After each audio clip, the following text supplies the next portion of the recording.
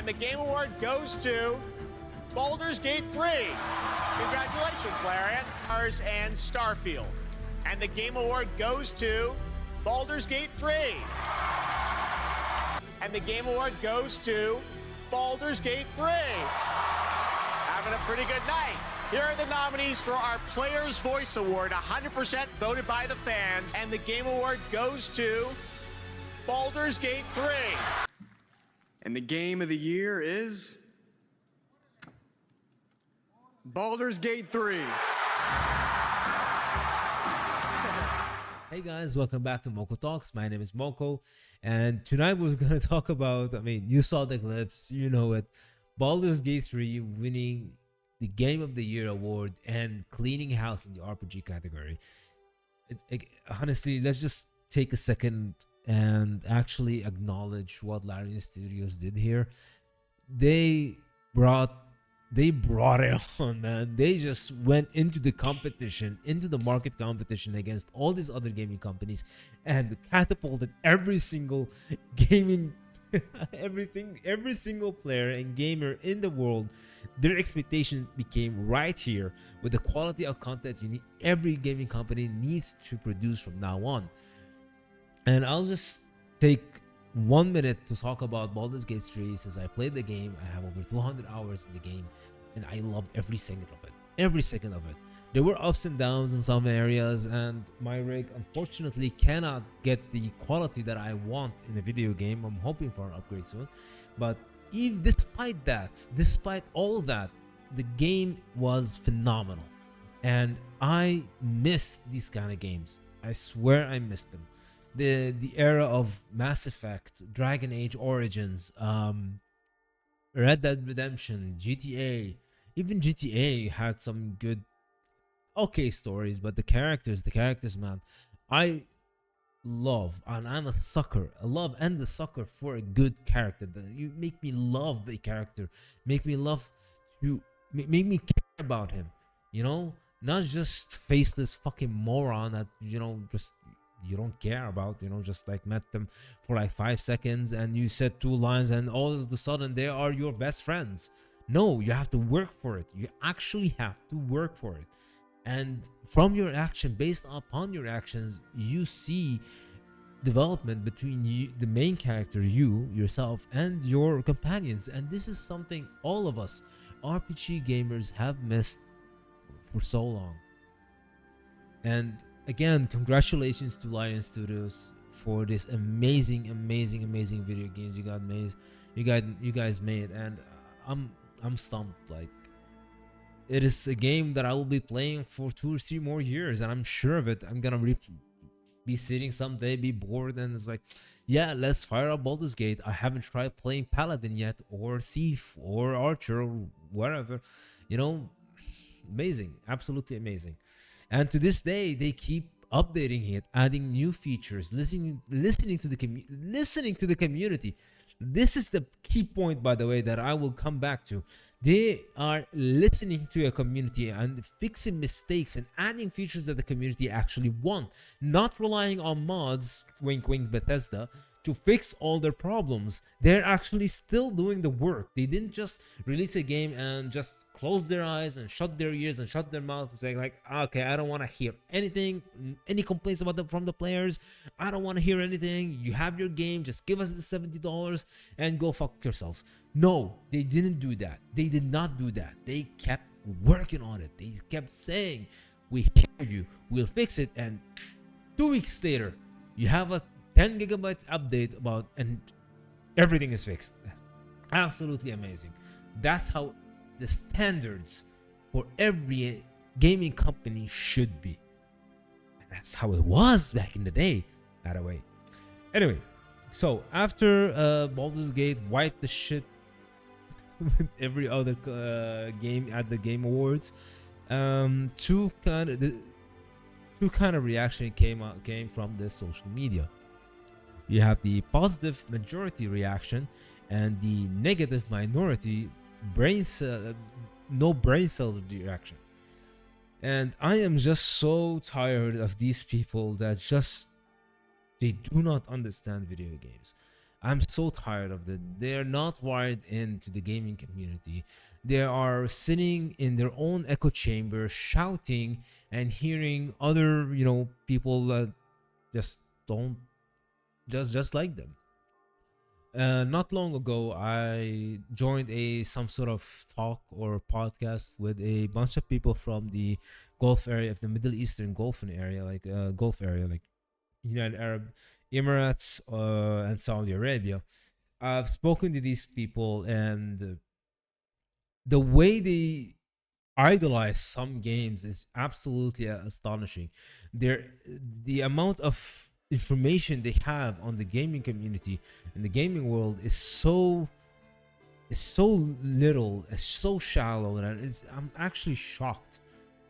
I have one guy that's saying Starfield is a legendary video games, when I would say it's a buggy mess that tried to do something other games already good at.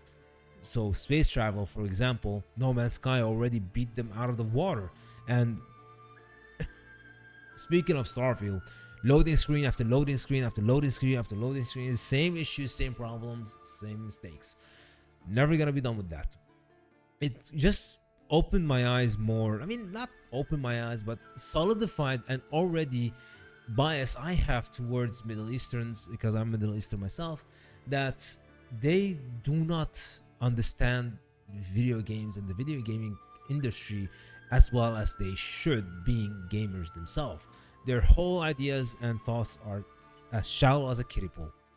Anyway, so of these two reactions, the positive reaction, people congratulating Larian Studios on Baldur's Gate 3, saying how amazing a game it is and that they all played it, and how it showcased how actual Dungeons and Dragons tabletop games goes.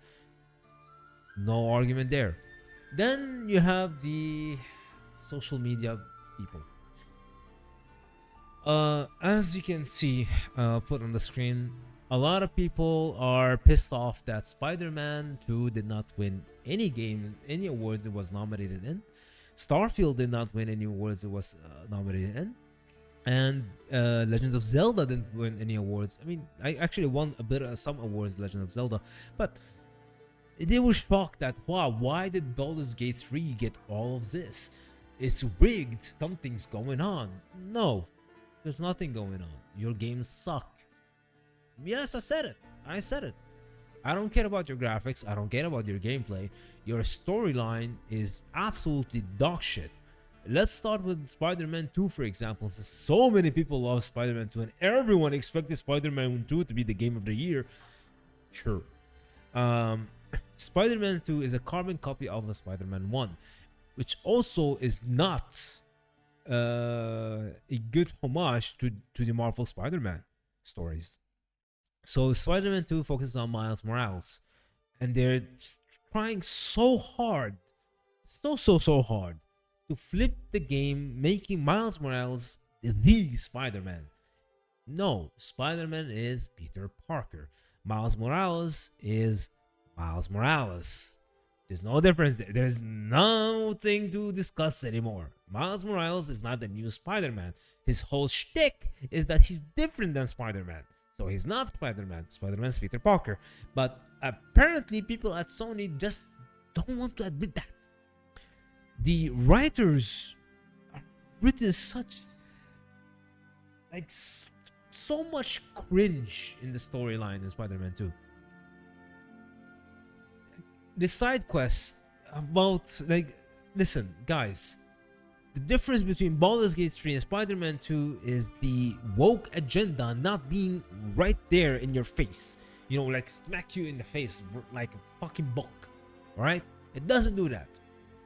Maybe Baldur's Gate 3 hinted at it in some spaces, which I kinda can get along with, but not in my face. I mean, having a side quest about a deaf artist black girl with ambiguous sexuality, that's not heroic. That's not heroic. That's just, I don't know what it is. I can't even describe it. What's so heroic about a deaf girl using spray paint to make graffiti? If she was blind, okay, I can go behind that, but she was deaf. Anyway, and the whole MJ section, which everyone hated in Spider-Man 1, they doubled down on it. See the difference here between Sony and Learning Studios? See the difference between two studios? Spider-Man 2, in Spider-Man 1, the community said, because we don't want to play as MJ, we just want to play as Peter Parker or Miles Morales. Please, just get rid of that section. You know what the developers did? They doubled down. They just said, no, fuck you, community. Fuck you, fans. Fuck you, paying customers. We're just gonna do what we want and not gonna listen to you. What did Baldur's Gate 3 do?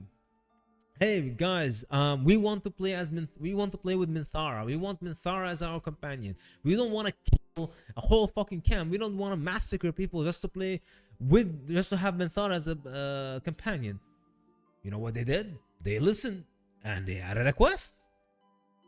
Now you can have her as a companion without having to sacrifice all these people. But you have to replace her with Halcyon, which is okay. You know? Look at this. A gaming company actually listening to the community. Huh. Weird. Continuing.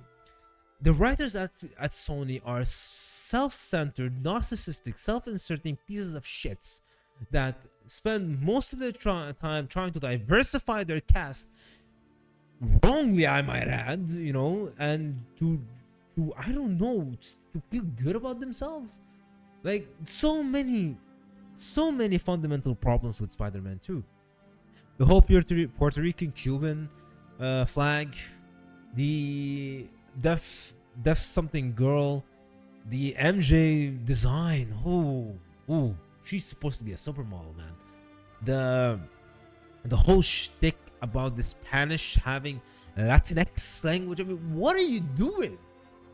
What are you doing? Like, the gameplay in Spider-Man 2 is okay. It's not innovative. Maybe the fast traveling is actually innovative. But why are you destroying your own games? What are you doing? What are you doing? What effectiveness does having these kind of add-ons on the whole storyline? Nothing. They're just there to piss us off, to piss the community off. You know who's not being pissed off? The people not paying for your video games. You know who's listening and trying to play these games? People who are, you know who's listening and trying to give you an applause for adding this shit? People who are not interested in video games whatsoever.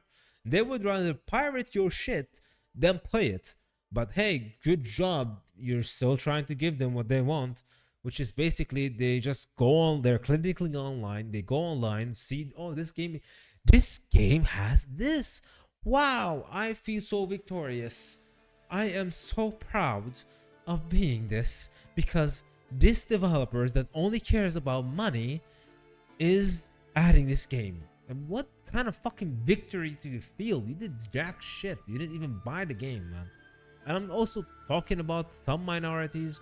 Not talking, I don't want to hear some person being ambiguous about whatever, saying, hey, I paid for Spider-Man 2, I did my job. You didn't do shit. Literally. You hated it. You played it for 5 hours and you were done with it. And that's with Spider-Man 2. And, oh, by the way, everyone seems to be comparing cutscenes from Spider-Man 2 to say, oh, look how good it is. It's a cutscene. Half that game is a cutscene. Come on, man. And then there's the other one, Starfield. People are pissed off that Starfield didn't get any award. Bro, the game is a buggy mess. Literally. The story is weak, the companions are weak, the dialogue is weak. Like, you can go around in a spaceship, but you can't land on a fucking planet. You can't land on it. You have to go to a fast travel loading screen after loading screen after loading screen. Then you spent half the game in the loading screens. What is that? It's shitty optimized. The inventory, the way you open your inventory is shit. If you wanna, If you want to put a pistol, you have to just go to the inventory and equip it and then go back. And it's just such a waste of fucking space. And then each and every planet is like one thing on it. You go there and finish it and then you're back. What is this? Other games has done space travel much better. No Man's Sky, for example. I can just go play No Man's Sky. I don't need to play this shit. You know? And I heard a lot of defensive things that, oh, but you know, it doesn't have the story of Starfield. What story? It's weak as shit. It's better than not having a story, man. Come on. Anyway, Bethesda is done as a company in my eyes, man. That company is just beyond bad. Hey, at least it's giving us a lot of meme about Todd Howard. You know, him going online and saying that, well, if the game is not working for you, get another PC, get a better PC then. You know, how about you, Todd, fucking use another fucking engine for once in your lifetime and make an actual good game without having a buggy mess waiting for the thousands of mods to come and fix it for you for free. Come on. I mean, guys, what we have with Baldur's Gate 3 right now is what we had in the 2090s. When a game comes out, you have this excitement, this anticipation. Wow, a new game, I want to play it. And it comes out flawless, well, not flawless, but a complete actual game. No DLCs, no online service, none of that bullshit. It's an actual complete game. And that's why we all love Baldur's Gate 3. Because we're not getting any of these games now. And these people online, clinically online, will not get it through their thick skulls that games should be complete. No more excuses for companies. No more excuses. No more FIFA. No more Call of Duty. Which, by the way, is a shitty franchise now. People have to start to admit it. Come on. You turn off your brain, you play the game, you put it back on, and then you go online and praise it being the most amazing game in the world. 10 out of 10. Game of the year. Fucking Call of Duty. Holy shit. I'm getting worked up. Anyway. What the bottom line is, and the main topic of this video, which I went off multiple rants before reaching it, is that we need to put these companies under the radar. No more defense. They have no excuse to not make a game like Baldur's Gate 3. BioWare, EA, Bethesda, Activision, Blizzard. Activision, Blizzard, I think they're both the same. Yeah. You have no more excuses. There's no defense for the shit product you're producing.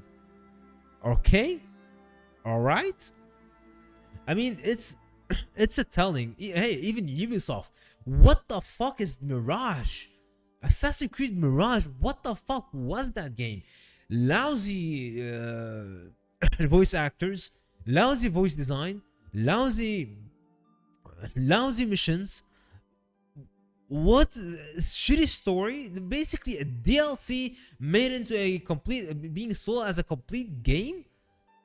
Gameplay is basically trash. The only beautiful thing about Assassin's Creed Mirage is the Arabic and Iraq and Baghdad. Baghdad is amazing. I loved it. But what the fuck is that game? Like, we're not getting something quality. Like, holy shit, Baldur's Gate 3, if they had sold it for $100, I would understand. What is these games, man? We should stop as gamers, stop giving them excuses.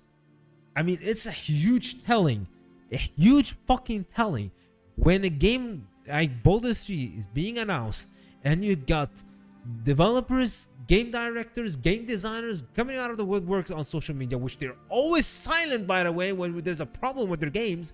But when they want to complain, they come out of the woodworks, out of their fucking caves, and start bashing Baldur's Gate 3, saying that this is an expectation that we cannot rise towards. Why can't you? You have the funds. Hire good people. And you want me to expect a company like EA Games that keeps making billions of dollars a year from FIFA can't hire good developers to make a decent game, a complete game. Fuck decent, a complete game. Bethesda being bought by Microsoft, have all that money, can't make a complete game without any bugs. I mean, come on, man. Sell something good for once in your lifetime, and then you can get to complain.